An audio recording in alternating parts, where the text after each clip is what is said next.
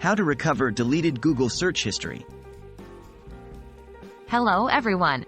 Today, we're going to discuss an important topic: how to recover deleted Google search history or activity. It can be incredibly handy to revisit a page you've forgotten or recall a piece of information you've lost. Luckily, Google has a feature that might help us out.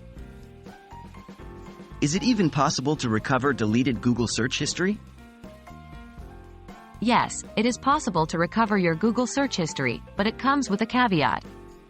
Google allows you to restore your activity data only if it was deleted in the last 30 days and hasn't been permanently deleted. The key point to remember is that this method works if you've been signed in to your Google account while browsing. How to access your Google account activity. Before we can recover any data, we first need to access our Google account's activity page. 1. Sign in to your Google account. 2. Navigate to Google account's activity page. You can do this by clicking on your profile picture on the top right corner of the Google homepage, then selecting Manage your Google account. 3. In the new page, select the Data and Personalization tab on the left-hand side. 4. Scroll down to the Activity and Timeline section and click on My Activity. How to restore the deleted search history.